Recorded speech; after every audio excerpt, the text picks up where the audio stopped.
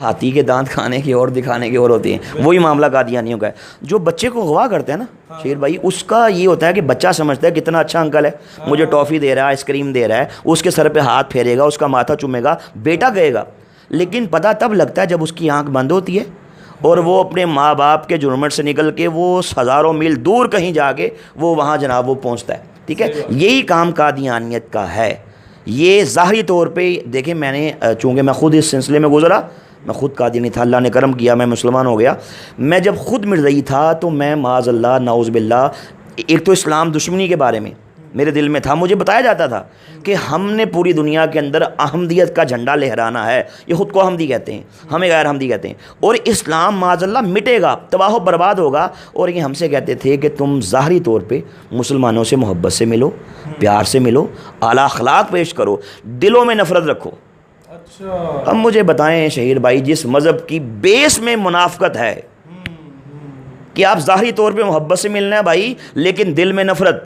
میں چھوٹا تھا، میرے گھر میں ایک دفعہ مہمان آئے میرے دادا ابو سے ملنے کے لیے، تو دادا نے کہا کہ جاؤ دادی سے کہو کہ شربت بنائے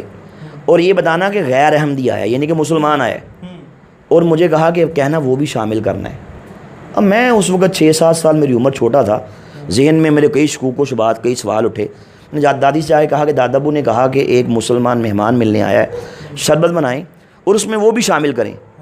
آپ شہید بھائی یقین کیجئے گا، انہوں نے شدان کا شربت، چونکہ شدان قادیانیوں کی ہے جی 100%، اس کا پورے وثوق کے ساتھ کہہ رہے ہیں جی، اس کا جو مالک تھا پہلے وہ منیر نواز قادیانی تھا، شاہ نواز قادیانی مر گیا، اب اس کا بیٹا منیر نواز ہے، وہ اس وقت مالک ہے بھائی وہ شدان کا، اور وہ قادیانی جی قادیانی ہے۔ چلے سب سے پہلے تو یہ میں کہنا چاہوں گا اپنے تمام دوستوں سے کہ شیزان کا بائیکاٹ کریں، اس کی جتنے بھی مشروبات ہیں، کیونکہ ہم انڈائریکٹلی انہیں سے بلکہ ڈائریکٹلی سپورٹ کر رہے ہیں جی۔ آگے اچھا، دادی نے کیا کیا کہ گلاس کے اندر شیزان کا شربت ڈالا، ٹھیک ہے، اس کو مکس کیا، اس نے یوں کر کے گلاس پکڑا اور یوں اس طرح کر کے نا منہ اس سائڈ پہ کر کے اس میں تھوک دیا اور جلدی سے چمک سے مکس کر دیا کہ کہیں میں نہ دیکھ لوں۔ اب میں نے دیکھ لیا، میں نے کہا دادی آپ نے یہ کیا کیا،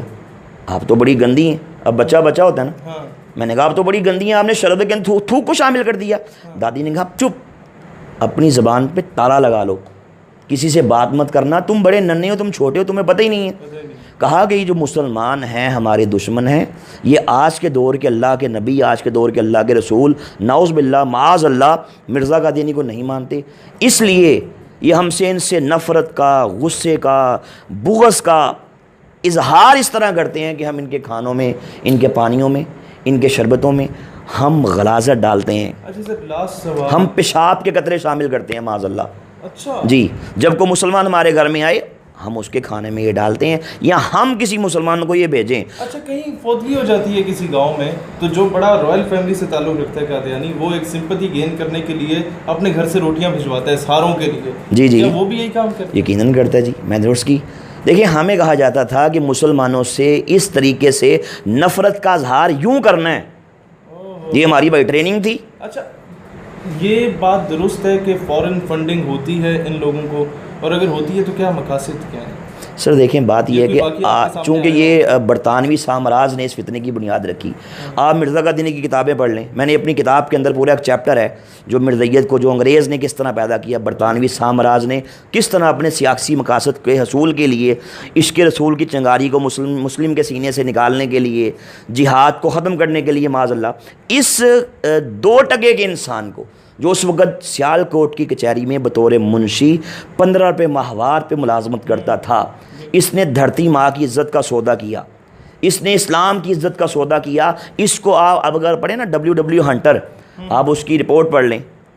آپ انڈیا آفس لائبریری لندن کی وہ رپورٹ پڑھ لیں کہ جو برے صغیر کے اندر انگریز نے پوری دنیا سے جو بریلینٹ مائنڈ لوگ ہیں، جو ہر شعبہ ہے زندگی کے، جو ایکسپرٹس ہیں، ان کو یہاں بلایا، ان کی میٹنگ یہاں پہ رکھی۔ 3 دن کی میٹنگ کے بعد میٹنگ کے صدر نے، پریزیڈنٹ نے فیصلہ یہ دیا، اس نے کہا کہ بھائی آپ کو جعلی نبی کھڑا کرنا ہوگا، وہاں سے اس کی بنیاد چلی۔ اور لوگ ان پڑھ تھے جی، ان پڑھ تھے، تو آپ اسلام کے پیرلل اس کو کھڑا کریں گے، یعنی کہ یہ نہیں کہے گا کہ بھائی میں عیسائی ہوں، میں بدھسٹ ہوں، میں سکھ ہوں، میں دہریہ ہوں، کبھی نہیں کہے گا، یہ کہے گا بھائی مسلم ہوں، مسلم خود کو کہہ کے ایک ہاتھ میں قرآن پر دیا، ایک ہاتھ میں حدیث دی، چہرے پہ داڑھی سجائی، اس کائنات کے بدترین کافر کو